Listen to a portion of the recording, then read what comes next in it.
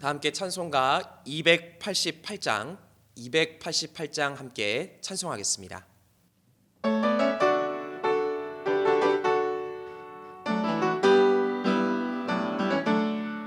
예수를 나의 구주 삼고 성령과 피로써 거듭나니 이 세상에서 내 영혼이 하늘의 영광 누리노라.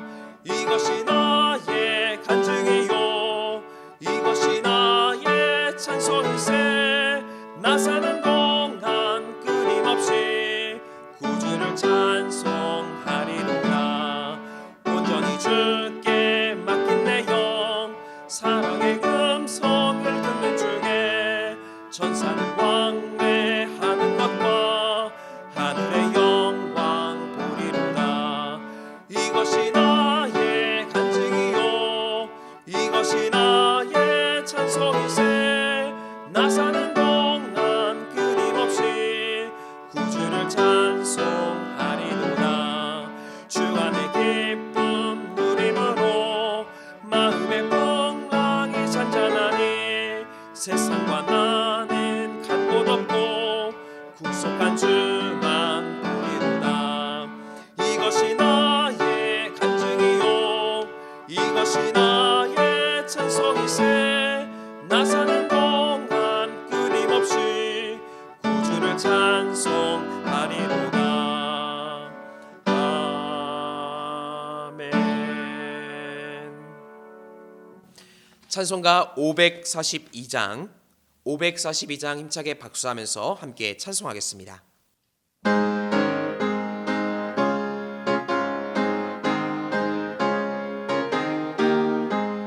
구주 예수 의지함이 심히 기쁜 일일세. 영생 허락받았으니 의심 아주 없도다. 예수 믿는 것은 받은 증거만 도다. 예수 귀한 예수 믿음 더욱 주소서. 구주 예수 의지함이 심히 기쁜 일일세. 주를 믿는 나의 마음 그의 피에 적시네. 예수 믿는 것은 받은 증거만 도다. 예수 귀한 예수 믿음 더욱 주소서. 구주 예수 의지하여 죄악 벗어버리네. 아니 받고 영생하며 주께 모두 얻었네. 예수 믿는 것은 받은 증거만 도다. 예수 귀한 예수 믿음 더욱 주소서. 구주 예수 의지하여 구원함을 얻었네. 영원 무궁지나도록 주여 함께 하소서. 예수 믿는 것은 받은 증거만 도다. 예수 귀한 예수 믿음 더욱 주소서. 아멘. 오늘의 성경 말씀은 신약 마가복음 5장 1절부터 20절까지의 말씀입니다. 마가복음 5장 1절부터 20절까지의 말씀을 저와 여러분들이 한 절씩 교독하여 읽도록 하겠습니다. 예수께서 바다 건너편 거라사인의 지방에 이르러 배에서 나오심에 곧 더러운 귀신 들린 사람이 무덤 사이에서 나와 예수를 만나니라. 그 사람은 무덤 사이에 거처하는데 이제는 아무도 그를 쇠사슬로도 맬 수 없게 되었으니 이는 여러 번 고랑과 쇠사슬에 매였어도 쇠사슬을 끊고 고랑을 깨뜨렸음이로라. 그리하여 아무도 그를 제어할 힘이 없는지라. 밤낮 무덤 사이에서나 산에서나 늘 소리 지르며 돌로 자기의 몸을 해치고 있었더라. 그가 멀리서 예수를 보고 달려와 절하며 큰 소리로 부르짖어 이르되 지극히 높으신 하나님의 아들 예수여 나와 당신이 무슨 상관이 있나이까 원하건대 하나님 앞에 맹세하고 나를 괴롭히지 마옵소서 하니 이는 예수께서 이미 그에게 이르시기를 더러운 귀신아 그 사람에게서 나오라 하셨음이라. 이에 물으시되 내 이름이 무엇이냐 이르되 내 이름은 군대니 우리가 많음이니이다 하고 자기를 그 지방에서 내보내지 마시기를 간구하더니 마침 거기 돼지의 큰 떼가 산 곁에서 먹고 있는지라 이에 간구하여 이르되 우리를 돼지에게로 보내어 들어가게 하소서 하니 허락하신데 더러운 귀신들이 나와서 돼지에게로 들어가매 거의 2,000마리 되는 떼가 바다를 향하여 비탈로 내리다라 바다에서 몰사하거늘 치던 자들이 도망하여 읍내와 여러 마을에 말하니 사람들이 어떻게 되었는지를 보러 와서 예수께 이르러 그 귀신 들렸던 자 곧 군대 귀신 집혔던 자가 옷을 입고 정신이 온전하여 앉은 것을 보고 두려워하더라. 이에 귀신 들렸던 자가 당한 것과 돼지의 일을 본 자들이 그들에게 알리매 그들이 예수께 그 지방에서 떠나가시기를 간구하더라. 예수께서 배에 오르실 때에 귀신 들렸던 사람이 함께 있기를 간구하였으나 허락하지 아니하시고 그에게 이르시되 집으로 돌아가 주께서 내게 어떻게 큰 일을 행하사 너를 불쌍히 여기신 것을 내 가족에게 알리라 하시니 그가 가서 예수께서 자기에게 어떻게 큰 일을 행하셨는지를 데가볼리에 전파하니 모든 사람이 놀랍게 여기더라. 아멘. 할렐루야. 오늘도 이 새벽 하나님의 은혜와 사랑을 경험하시기를 주님의 이름으로 간절히 축원드립니다. 종종 우리는 길거리에서 이런 현수막을 볼 때가 있습니다. 목격자를 찾습니다. 흔히 교통사고와 관련된 것으로서 목격자의 진술이 필요하게 될 때에 이런 현수막을 달아놓기도 합니다. 그런데 목격자를 찾는 것은 결코 쉽지 않습니다. 사례를 준다 해도 또 시간과 복잡한 법적 문제에 얽매이는 것을 꺼려하기 때문인 것입니다. 즉 증인을 찾는 것이 참 어렵다라는 것입니다. 마찬가지로 믿음 생활에 있어서도 증인이 되는 것은 결코 쉽지 않습니다. 믿지 않는 가족에게 복음을 전하는 것, 이것은 참 어렵습니다. 또한 직장이나 사업장에서 내가 그리스도인이다라는 것을 밝히는 것이 부끄러울 때도 있기도 합니다. 하지만 주님이 우리에게 원하시는 것은 증인으로 살아가는 것입니다. 그렇다면 연약한 우리가 어떻게 주님의 증인으로 살아갈 수 있습니까? 이것은 내 힘으로는 결코 쉽지 않습니다.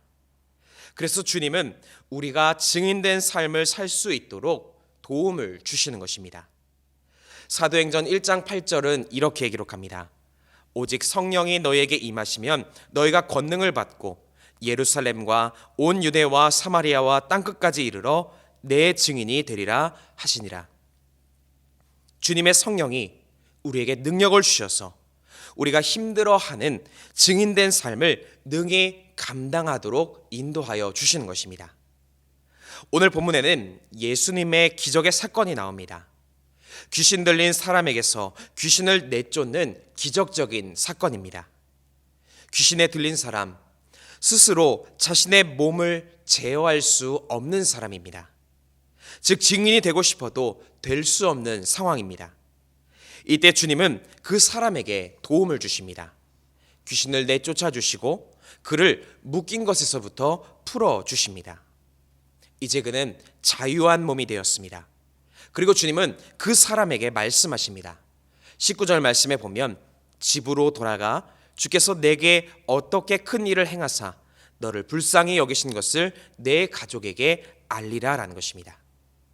즉 스스로 증인될 수 없는 사람에게 도움을 주셔서 증인된 삶을 살 수 있도록 인도하여 주셨다라는 겁니다. 마찬가지로 우리도 얼마든지 증인이 될 수 있는 것입니다. 어렵지만 주님의 도움으로써 우리는 주님이 기뻐하시는 그리스도인의 증인으로 살아갈 수 있게 되는 것입니다. 그렇다면 주님은 어떻게 우리를 증인된 삶으로 인도해 가십니까? 먼저 첫 번째는 주님의 큰 권능을 체험케 하여 주십니다. 우리가 증인으로 살기 어려운 것 중에 하나가 무엇입니까? 내 자신의 연약함을 내가 너무나 잘 알기 때문인 것입니다. 방금 전까지만 해도 기분이 좋았는데 한 가지 사건 때문에 갑자기 화가 나기도 합니다. 작은 하나에도 어디로 튈지 모르는 삶을 살아갈 때가 종종 있습니다. 어찌 보면 예측할 수 없는 모습으로 살아가는 것 같습니다. 그렇기에 증인으로 산다라는 것은 부담스러운 것 같기도 한 것 같습니다. 그런데 이런 연약한 우리를 위해 주님은 도움을 주십니다. 특별히 큰 권능으로 나의 약함을 변화시켜 주십니다. 오늘 본문에 거라사 지방에 귀신 들린 사람이 나옵니다. 이 사람은 무덤 사이에 살고 있습니다. 또한 괴력을 가지고 있어서 고랑과 쇠사슬로 묶어도 그것을 풀고 나올 정도의 큰 힘을 가지고 있었다는 겁니다. 심지어 밤낮으로 소리를 지르며 자기 몸까지도 상하게 하고 있는 상태였습니다. 즉 이 사람은 귀신에 들려서 스스로를 통제할 수 없습니다. 그리고 사람들도 이 사람의 모습을 예측할 수가 없는 상태입니다. 묶으려 해도 묶여지지 않고 어디로 튈지 모르는 예측이 안 되는 상태였던 것입니다. 이런 연약한 사람 앞에 예수님이 나타나셨습니다. 그러자 어떻게 됩니까? 그 사람에게서 군대라는 이름을 가진 귀신이 나오게 되었고 그 사람은 이제 스스로 통제할 수 있는 삶을 살아갈 수 있게 되었다는 것입니다. 즉 예수님의 능력이 그에게 임하자 그에게 있던 연약함은 떠나가고 묶였던 것에서부터 자유케 되는 은혜를 누릴 수 있었다는 겁니다. 종종 저는 말씀을 선포하며 여러 저의 개인적인 삶을 간증할 때가 있습니다.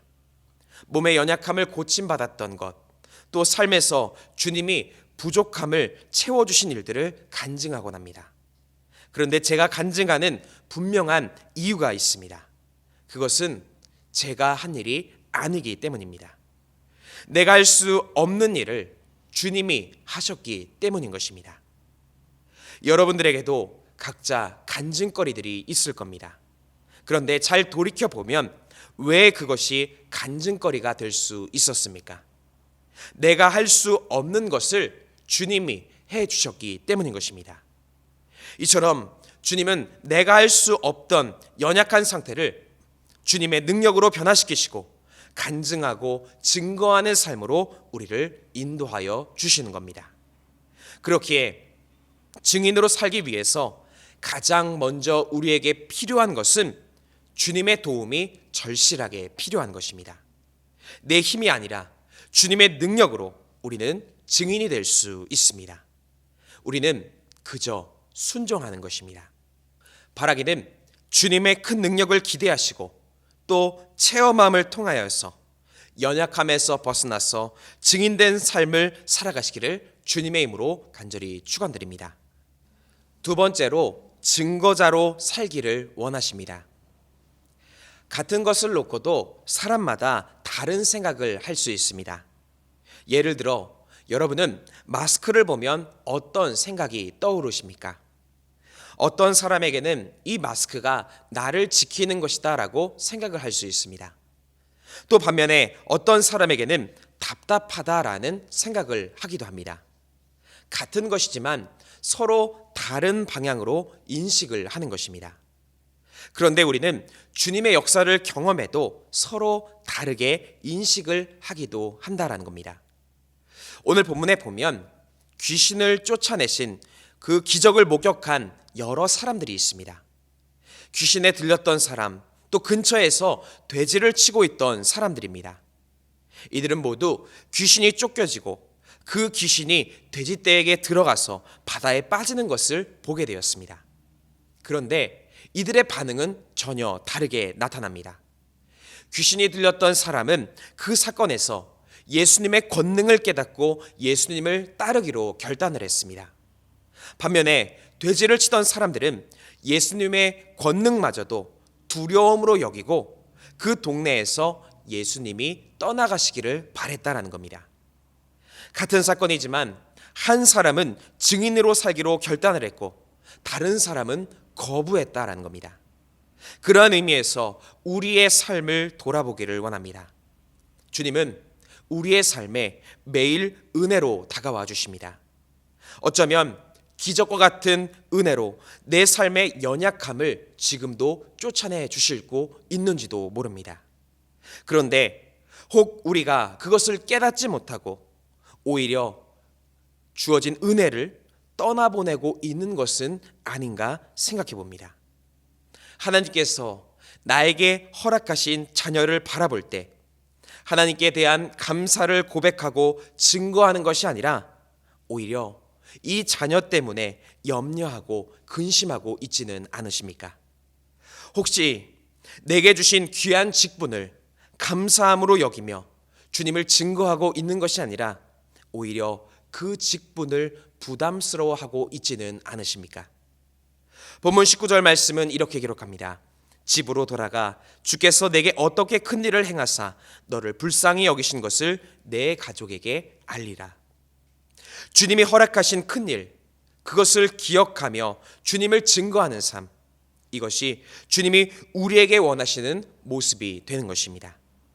증거하는 삶의 또 다른 모습, 내게 주어진 하나님의 은혜를 은혜로 여기면서 감사하는 삶이 되기도 하는 것입니다. 바라기는 오늘도 주님이 이루실 놀라운 역사들 속에서 하나님의 은혜를 발견하고 또 그것을 증거하는 복된 삶을 살아가시기를 주님의 이름으로 간절히 축원드립니다. 마지막으로 지경을 넓혀가기를 원하십니다.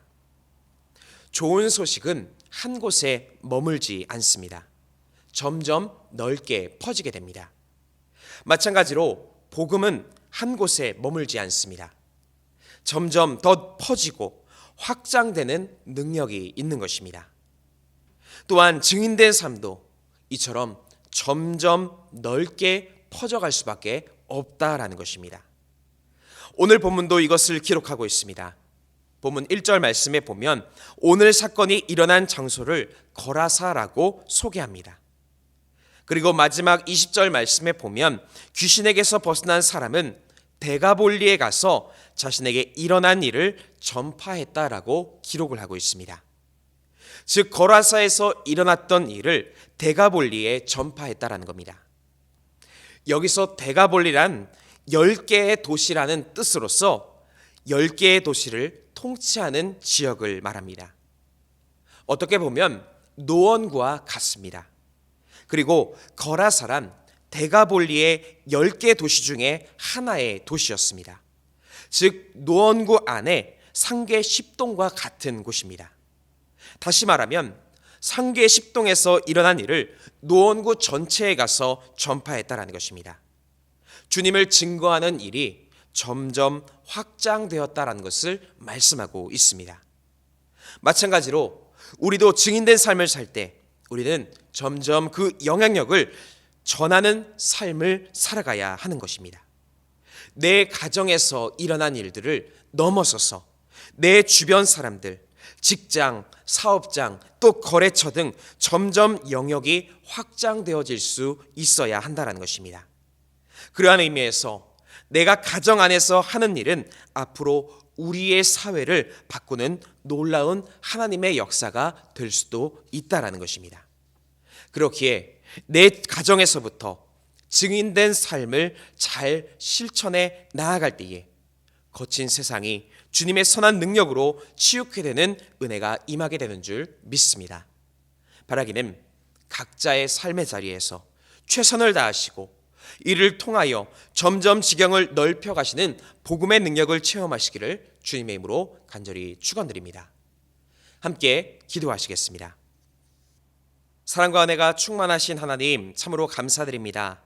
오늘 우리에게 하나님의 큰 권능을 허락하여 주셔서 약함을 벗어나 주님의 능력으로 증인된 삶을 살아가게 하여 주심에 감사드립니다.